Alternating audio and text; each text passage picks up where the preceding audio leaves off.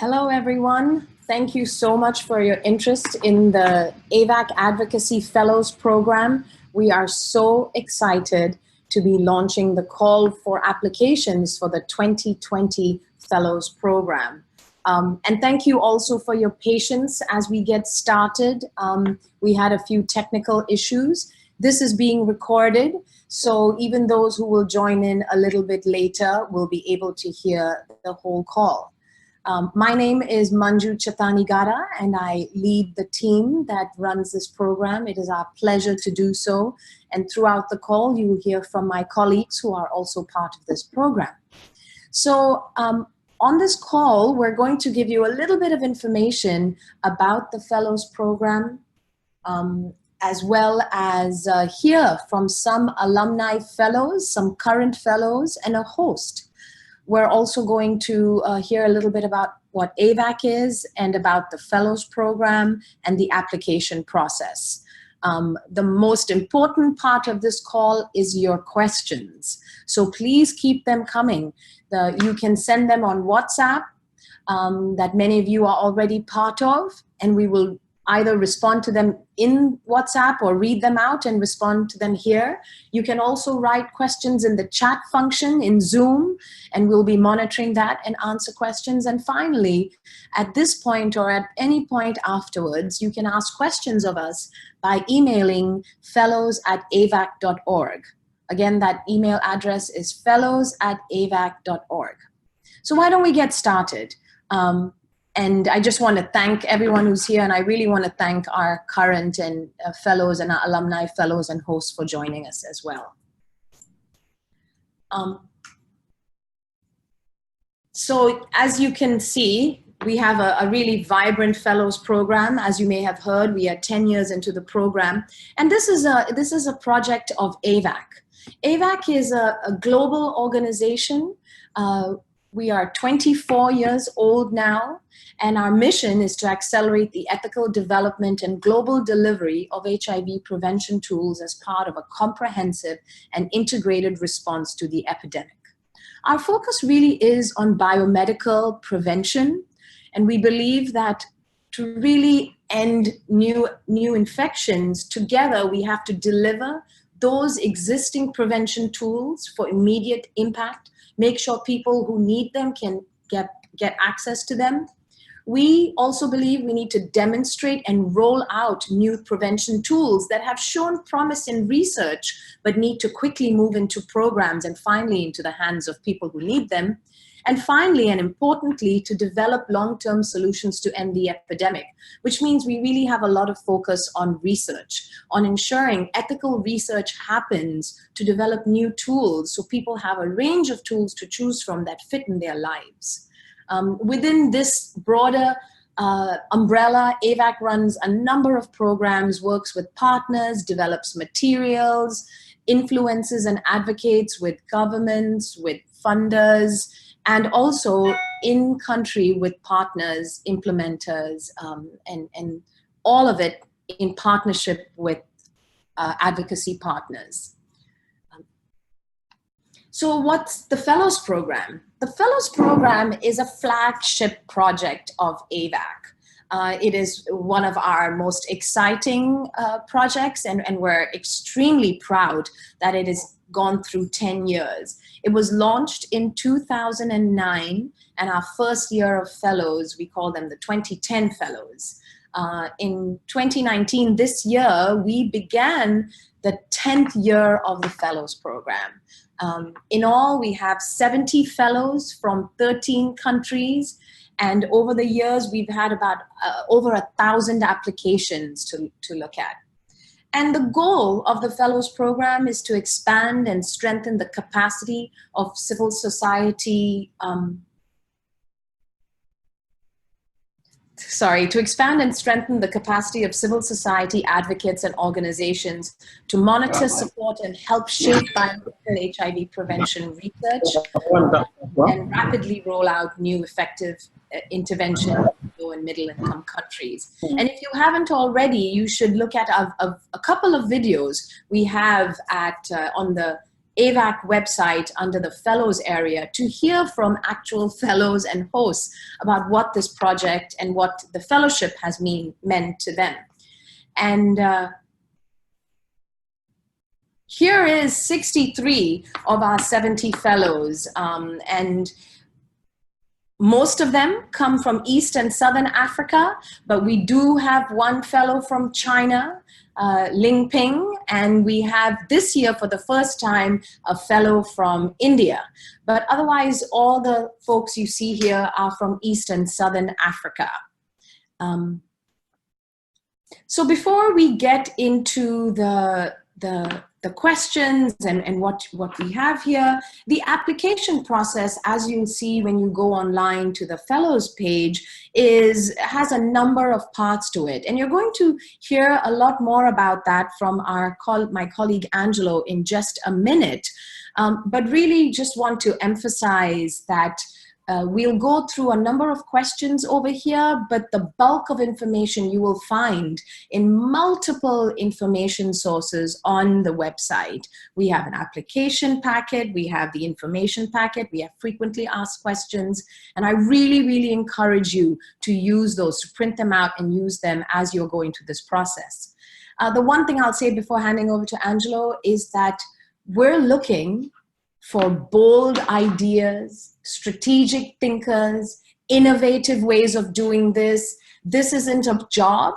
This isn't a consultancy. This is an opportunity for you to identify a gap in prevention in your country and come up with interesting ways that you and other community advocates can address it.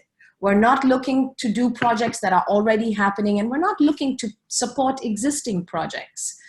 Also importantly is to find the right host organization which will give you the support and the right platform to launch your project. With that, I am going to thank you all again for your interest in this program. I'm super excited to read all the applications that will come in, and I'm going to hand over to my colleague Angelo. Great. Thank you so much, Manju, and thanks everyone for making time for this. We are super excited to welcome you to the application process for 2020. We hope that some of your faces will be added to the beautiful image that Manju showed you in the coming year.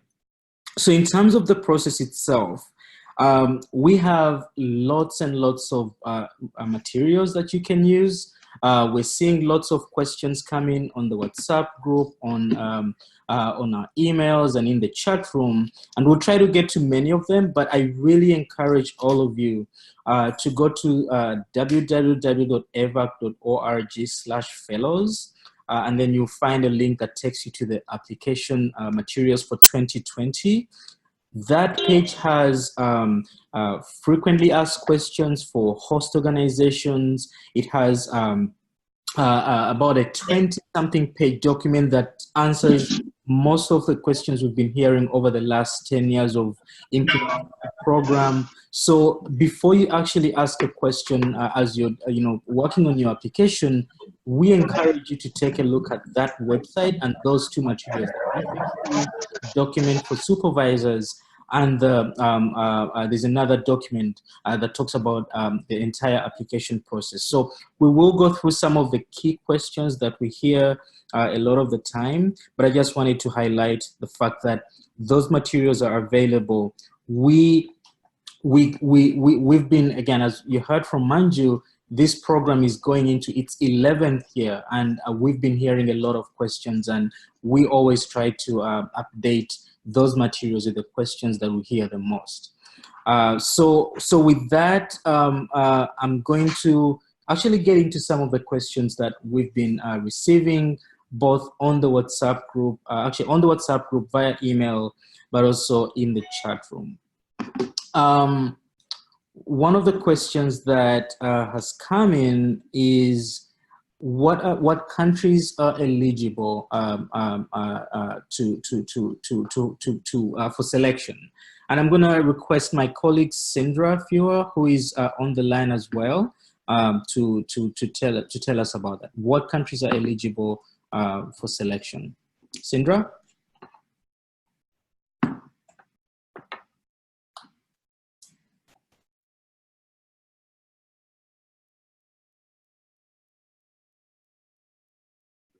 All right, Sindra, I think I can't hear you, but Manju, can you tell us what countries? Oh, Can you hear me now? Hello? Yeah. Sorry, I was talking to you all from mute. I'm happy you can hear me now. So in answer to the question of what countries can apply, this is not a straightforward answer. And as you could see from what Manju showed you, the beautiful picture of all of our fellows, that we do have one this year from India, and we had a fellow from China. And these are sort of exceptions to the rule. And if you go through our materials, you'll see that we focus heavily on Southern and Eastern Africa. We have a big, deep roots and a big footprint, whatever metaphor you want to use, in South Africa, Kenya, Uganda, Zambia, Zimbabwe, and Malawi. And we have worked in Tanzania and Botswana and Nigeria. So if you're from any of those countries, your chances are a lot higher than if you're from a country that we haven't worked in before. However, if you have a high burden of HIV in any population, and if you make a case that you have a great advocacy project that will help, that is feasible and will help target HIV and promote prevention in your country, and you can convince us that this is a viable, worthy project, then we are more than happy to look at it. And that's my not very straightforward answer to a question that's not very easy to answer.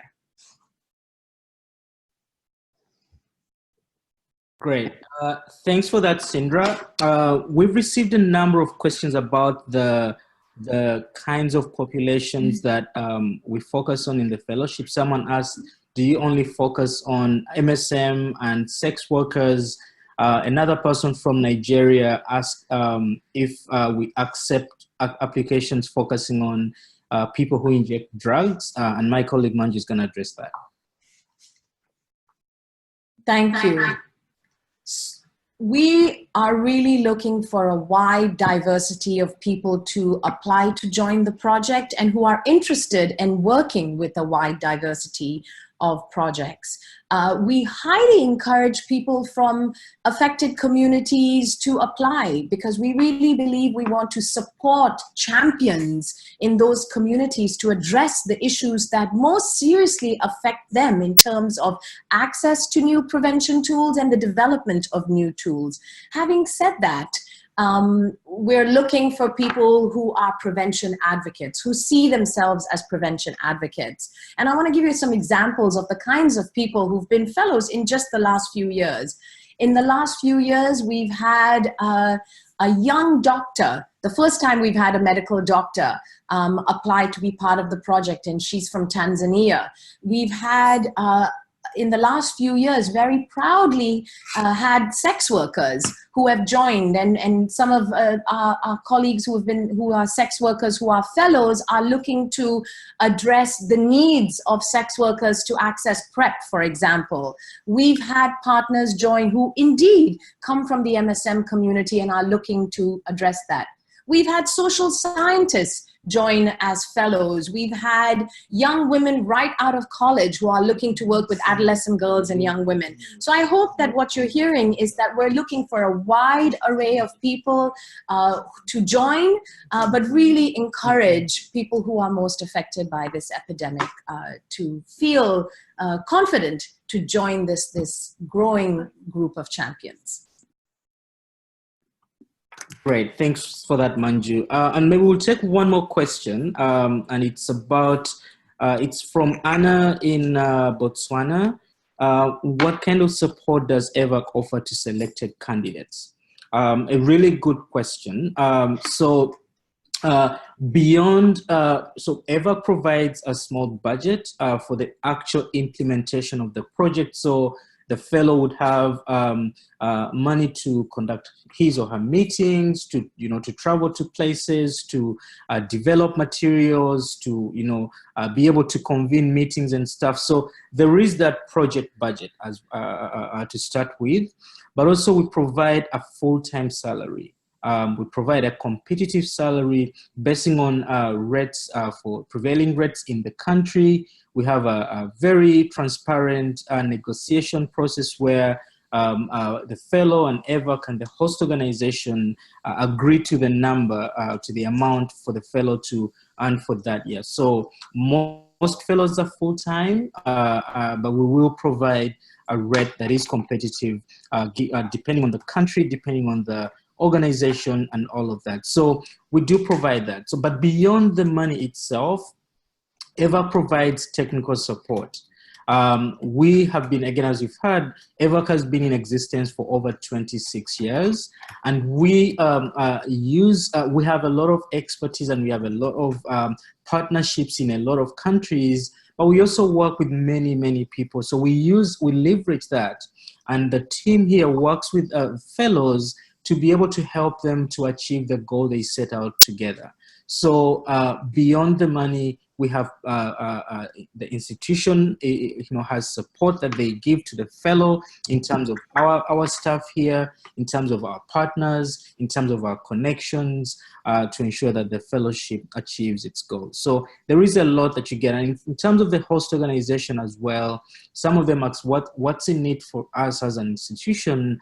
That is another really great question.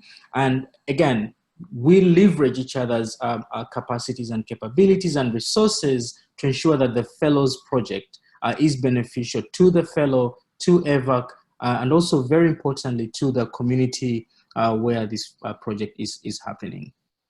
And Manju is going to add something to that.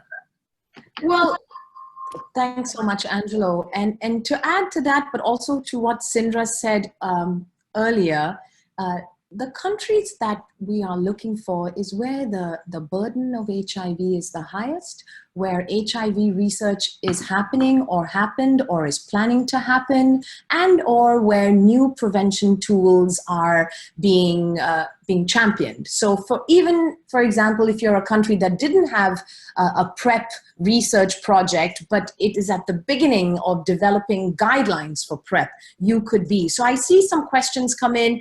Oh, is Cameroon a country? Can this be a country? My issue to you is to do the homework in your own country and address, is this a country that you think AVAC would be able to provide some support to move a process forward?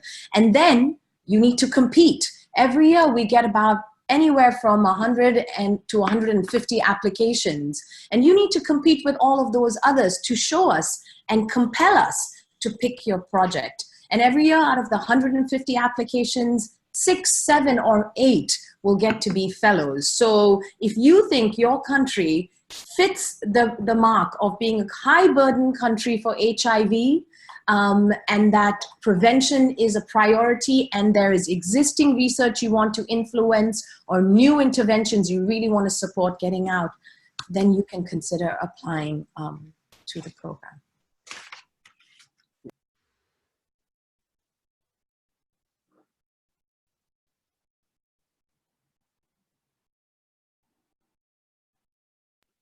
Great, thanks for that. Next up is my colleague Sindra, who is gonna take us through some words from former fellows and supervisors as well. So Sindra? All right. Can everyone hear me? Yes. Okay. Mercy, I believe we have Mercy on the line. Mercy is a current fellow from Bar Hostess in Nairobi, Kenya, where she's working to implement partner notification in an ethical way for sex workers. Mercy, are you unmuted? Yes, I just did that. Hi, everyone. So, Mercy, let me just, if you want to talk about how you approached application writing, and because we know that you applied more than once, and we know that it can seem like a daunting application. So how did you approach it, and why do you think you were finally selected? Actually, I applied like 4 times because I started applying in 2015 yearly, and all the time that I applied, according to the feedback that I received, because all the time I applied, I actually went to the interview level, and from the feedback that I received, it made me improve my application more. Each year I improved the application and also focus on what really are the gaps. So I just did not just sit and do the application, but each and every year I was out there collecting what are really the gaps around HIV prevention, what needs to be done, what really needs to be addressed. So it was not the same application all the time, because you have to go what's really the gap this year, what's really happening this year, and what's the target population to be targeted this year, how is the prevalence, what's really happening in the community, and what's happening out there that needs to be addressed. So that's how I approached the application, and I gathered all the information that I needed. And it's not actually something that it's not that the application asks you to do something that you're not doing. It's actually what's really happening in the community and what's happening in your country that needs to be addressed. So that's how I approached it. And also the feedback was helpful because it helped me strengthen the application and come up with strong ideas and strong innovations that can really improve what's the challenge in my community and also in my country at large. Yeah, that's all I can share for now. Thanks so much, Mercy. And I just want to point out or underscore what you said about the timing of your proposed project. It was very innovative, and it was relevant to what was going on the ground. It was about implementing partner notification and testing. And it's something that we had never really done advocacy around. So that really stuck out to us. And I also want to emphasize the fact that you did apply 4 times, and we look at that as something to be proud of. And it shows her persistence and her resilience, which we were super impressed with. And I just want to also make a comment about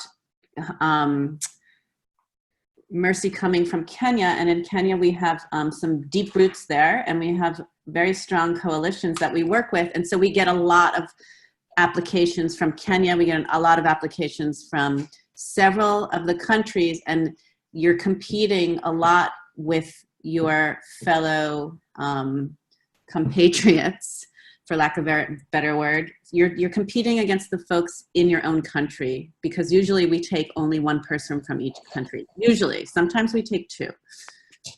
So thanks, Mercy. Thanks, Tom.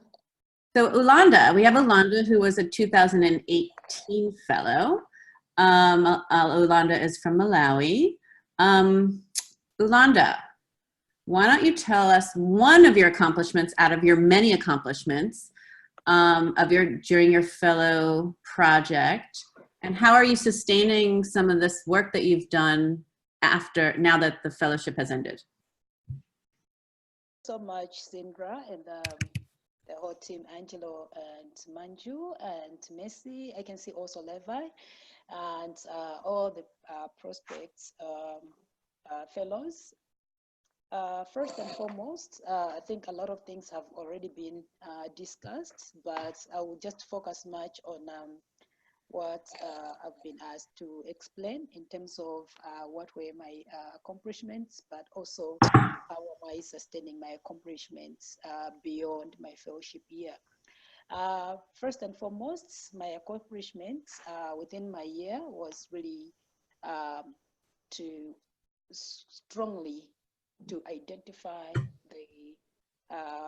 the platform for the young people. My project was focusing much on adolescent girls and young women. I managed to establish strong platforms, forums, and network for adolescent girls and young women, as well as young men, to move ahead the agenda of biomedical HIV prevention, Hey, Landa, can you speak a little bit louder?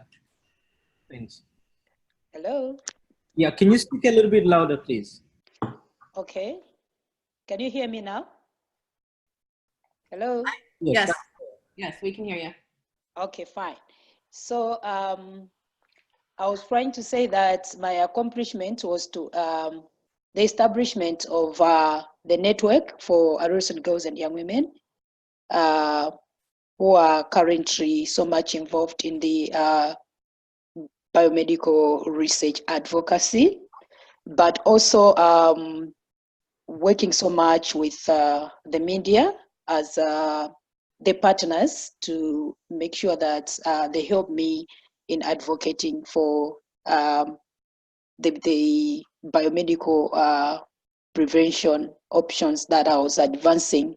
I was advancing the preventing vaginal ring as well as PrEP. So media was part of my medium that I used, and currently we have a strong network of media advocates who are so much working on biomedical intervention through programs as well as producing whether it's electronic or print advocacy programs. And out of that, I'm always happy and glad to say that because of that, the current fellow for 2019 came out of this forum of the journalists or media advocates. But also the other accomplishment, as in the country, we had challenges in terms of working with research institutions. Basically, I think the advocacy on biomedical was very difficult to work with the medical personnel and the people that are doing research. So within the year of my fellowship, I managed to bridge that gap such that currently we work so much hand in hand with our researchers, and they're the ones normally who always come to when we're doing our engagement meetings, they're the ones who always come to break the science or respond to questions that are very difficult or to outline what is currently happening in the country. So my work was not all that difficult because I was working, and I'm still working currently with a lot of researchers within our research institutions. So basically, I would say those are the strongest maybe pillars, but also I would say that the alumni previously, I think in our country, when one finished her fellowship, they were just doing maybe what they want to do to stick on their work, their advocacy work. But within my year, I established that network currently in the country. All our the fellows, the alumni, we work together to support the new fellows. So all the new fellows are added to the alumni network so that we support them on what they're doing, but also to make sure that we strengthen our energies in terms of implementing what we started in our fellowship years. So there's that kind of coordination within us as fellows, and we support each other in that way. Great. Thank you so much, Yolanda. Thank you. Thank you. Now we're going to move to Grace, who is also from Malawi, who was a fellow in 2017, and 2 years later, she is now a host supervisor. So Grace, if you don't mind, can you talk about the importance of a host supervisor and how they might be able to best support a fellow? Thank you so much, Sindra, and the rest of the team. Hi, everyone. As Sindra said, my name is Grace Kumwenda. I work with an organization called Pakacheri in Malawi. I was a fellow in 2017, and my work mainly involved around PrEP advocacy, but also viral testing. Between 2017 to now, which is 2019, the organization that I work with is now hosting the current fellow for 2019. She's still pushing around the agenda of biomedical HIV prevention. And I think one of the most important takeaways for the process for me has been, once you've been a fellow, it's very important for you to continuously share the learning, share the knowledge that you've gained over time. So it's been an honor for me personally, but also the organization that I work with, to be a supervisor for the current fellow. So I think my biggest advice to you guys who are on this call is having a supervisor who understands your project is one of the enabling factors for you to achieve the objectives of your project. So when you identify your topic, I think through where do you want to be hosted, and even the supervisor, who would that person be for you? When you're thinking about that, think about the level of experience that that person might have. How much enriching will it be for you to be attached to that person? So think through the selection, especially of the host organization and the supervisor, will be very critical for you in the application process. For me personally, I think as I'm supervising the current fellow, I've had to learn that the people that you have as your network, you have to link the fellow to. So you need somebody who has a network for the work that you'll be doing. Somebody who can connect you to the right platforms, somebody who can connect you to the right spaces for you to engage in. But beyond that, you also need, as I said, somebody who's a little bit of advocacy experience, a little bit of mentorship experience. I think for us, because we've been under a lot of mentorship through Angelo, Sindra, Manju, it's been a learning process for us, and we've learned from the best. So in that way, we've also been able now to mentor the current fellow that we have. I think in the meanwhile, I can just say that. Great. Great, Grace, thank you so much. I'm aware of the time. We have about 15 minutes left, so we want to open it up to questions.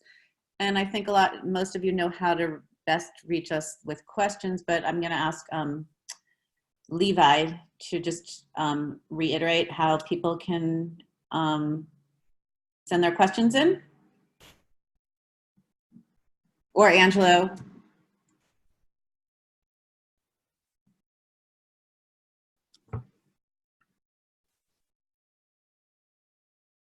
Anyone there? Yeah, sorry, I was having issues with unmuting. You can either send them via the chat or you can send them via WhatsApp. Someone had mentioned that WhatsApp was not working. Does everyone have that number? WhatsApp has been working. I think the link before was not working for people. But if they want to send me their, or if they want to put their phone numbers in the chat, then we can get them added to the WhatsApp as well. Okay, great. So Levi, do you want to? Yeah, I have a few that have come in on the chat as well. We have, so Ulanda, you touched on some of the challenges. You talked about the research, the issue you're having with researchers. Can you speak to maybe one or two other challenges and how you address it? Okay, one of the challenges that if you're speaking, you're muted. No, she just started speaking. Hello? You're good, we can hear you. Yeah, one of the challenges is that the research institutions, these are normally like medical people. And when you're coming in with your advocacy agenda, whether it's on PrEP or ring or vaccine and all that, they don't understand much why you really want them and what is it that you want to do. So first and foremost is to develop that partnership and that relationship and the trust that the information that you need from them, it's not that you're taking it maybe to the media or something else, because they're always worried that you might maybe say something about the studies that are going on and all that. So they are so protective and they're not forthcoming or welcoming to the advocates. So first and foremost, you need to make sure that you develop the trust so that they should take you as an ally and somebody that you are contributing to the work that they're doing. That is if you are advancing the research agenda or any product that is still under research. Great. And that's great. There's another question about whether we only accept applications from people who are HIV positive, and whether, so Manju, do you want to speak to that? Do we only accept applications from people who are HIV positive? No. No, we don't only accept applications from people who are living with HIV, but we encourage them to apply. And I think there's another question here about the minimum level of education. So we have had applicants who come to us who are about to write their PhD. And then we have applicants who come to us who have just finished secondary school education, and they've all, they've become fellows. And what we're looking for is somebody who can think strategically but write clearly. So you don't need an advanced degree to apply to be a fellow, but you have to be able to communicate in English, write effectively, and there's a lot of writing that actually happens as part of the fellowship. You will be writing reports, but more importantly than writing reports, you may have to write a policy brief to convince policymakers to make a specific change. You may run meetings and then have to document what you are hearing from other NGOs or from healthcare workers or from young women addressing their needs, and you have to write it in a way so you can, develop recommendations from it. So as you can hear, we're not looking for a specific degree, but we are looking for people who feel confident in writing and can write effectively, strategically, and most importantly, think strategically. I hope that answers the question. Thanks for that, Manju. We have a few more questions that come in, but even as we wait for those, there are others that we always get that I would like us to touch on. Do I need to know exactly what I'm going to be working on to apply? Sindra? Sure. That's also a good question. You do not have to know exactly what you want to work on. Obviously, you need to have some sort of idea of maybe the population that you want to work in, and maybe what your end goal might be. But we as a team will help you massage your work plan and ensure that you have proper work activities and goals and targets and networks to work within. And so we go through the process with you, building this work plan for maybe 2 months before we really finalize it. So when you come in the beginning, you might have a specific idea or a vague idea, and it might look really different when your fellowship year kicks off. Great. Thanks for that, Sindra. And Manju, can you tell us about some of the reasons why candidates may not be selected? Sure. And just to note that we also have one of these questions exactly in our application information packet on page 11. Some of the reasons candidates are not selected, well, the number one reason is that they don't write a good application. They don't answer all the questions. They go over word limits. They cut and paste information from the website, and they use others' words. And we can see that. And that's, one of the reasons people don't get selected. Sometimes people write from countries which cannot be applicable in Europe or the US or countries like that, and that's why they don't get selected.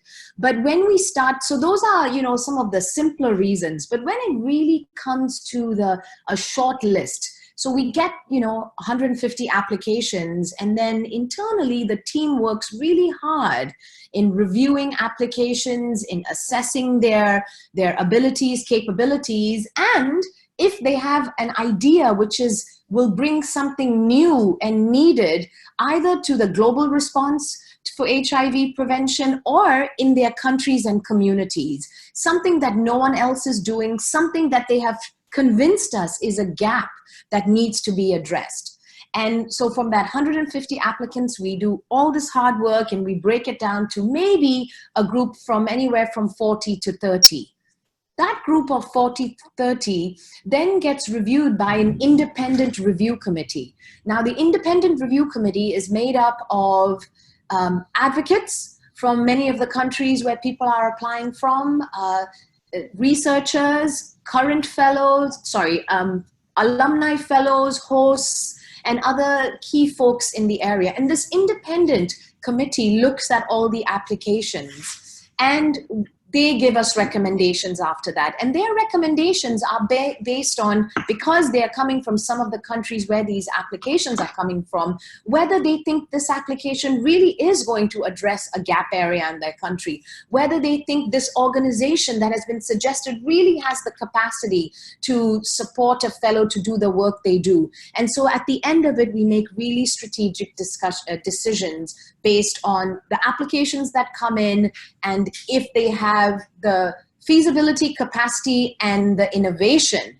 to be a fellowship project. Manju, I just want to reiterate, because there was a question. Thanks for that, Manju. Another question, maybe we can take one or two more before we get to the end, is about supervisors and host organizations. Why does AVAC insist on having host organizations as part of the application process? Sindra? Can you hear me? Can you hear me? Yes. Okay. The reason why we insist is because, first of all, we don't, advocacy done alone or unaffiliated is not as effective as when you have a community behind you, and your host organization will provide that community.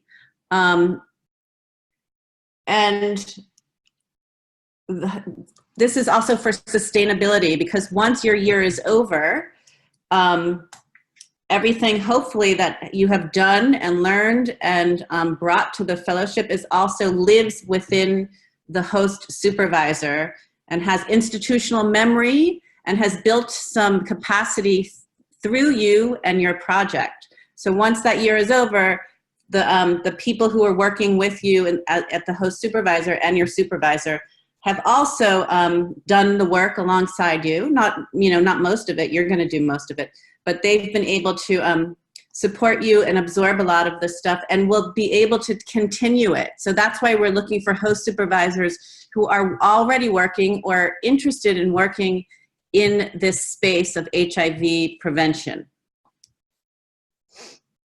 Great. Thanks for that, Sindra. We, again, have received lots of questions. Thank you for your participation. We are unfortunately going to have to move ahead because of time, but we will address any questions that haven't been answered via email. And again, as you heard at the beginning, this call is being recorded. We'll send it around to all those who joined and all those who are not able to join. Again, please take a look at the application materials. You have the link and we will forward it to you again. Most of these questions are addressed in depth in those materials. And if we see any question that is new, that is not addressed in there from what you have sent in, we will be sure to add it to the materials. And with that, I'm going to invite Manju to help get us to close. Thanks so much. And really, to reiterate what Angelo said, is that all the questions I'm reading even here in the chat function, the answers are in all the information resources that are online. I also encourage you to look at the profiles and the projects that former fellows have done. For example, we just completed updating all the 2018 fellows pages. And in those pages, you can read about what they did. You can hear a quote from them about what this experience has meant to them. And you can actually look at many of the things they've done. To give you an example of the kinds of things fellows do, spend some time getting to know the program, spend some time with the information materials, the questions they have, but most importantly, spend a little time thinking about what is needed in your country. This is an advocacy fellowship. This isn't a a project that will be developed for you. This is a project we will develop with you. This is your chance to really show that you are a leader, and your chance to build those skills to work with others and mobilize others towards bringing more prevention, better prevention, more accessible prevention to your country. This is a time for you to get linked to a global network of advocates who are working on HIV prevention, your opportunity to learn more about research, but you have to have novel ideas. Many of you will go to former fellows, current fellows, and ask them to help you with their applications. They may help you, they may give you advice, but the idea for the project has to be yours, because that's what you will have to do, and you will have to lead. You have to believe in it. You have to have the passion to do it. So when we read your applications, we're looking for smart people, strategic people, but we're looking for your ideas. And I really encourage you to think of that. I hope that you're hearing from some of the fellows, and thank you so much to all the current and alumni fellows who've been answering questions in the chat function. But I hope that what you will get from them, that this is a really amazing opportunity, an opportunity to really make a difference, but also build yourself up. So if you're planning to apply, spend some time with it. Spend some time to think through stuff. Don't cut and paste. And be innovative. And I wish you all the very, very best of luck. The application deadline is the 20th of September. In between now and then, if you have questions, you can always reach us at fellows@avac.org. We will be closing this WhatsApp group as soon as this call is done, after answering a few questions. So we won't be able to use that, but you can always reach us at fellows@avac.org. I wish everyone the very best of luck, and I look forward to reading your applications. And Angelo is going to close us off by telling us the important dates. Great. Thanks for that, Manju. So you can see the most important date is September 20th. That's when all the applications are due. Please do not forget that.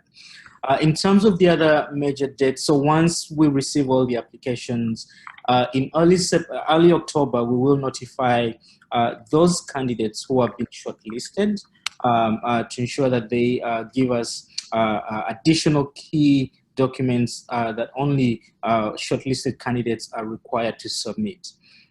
Later on in October, we will be doing interviews with all the shortlisted candidates and also their host organization representatives and their references. We will, in October and November, in December, actually, once we do the interviews, the process continues on to the external review committee. We will then reduce the number to about 25 finalists, who then the external review committee works with. And then finally, in December, we will select our 2020 fellows.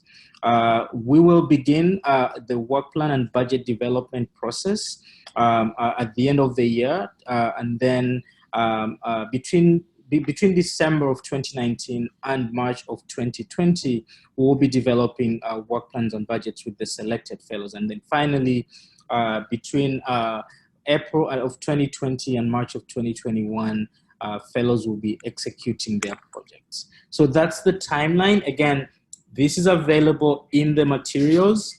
If anyone wants to get the detailed process dates and additional information, please go to the Fellows website for that. And thank you so much again. Apologies for the technical glitches we had in the beginning. It's been a very active call. Thank you for your questions in the chat and on WhatsApp.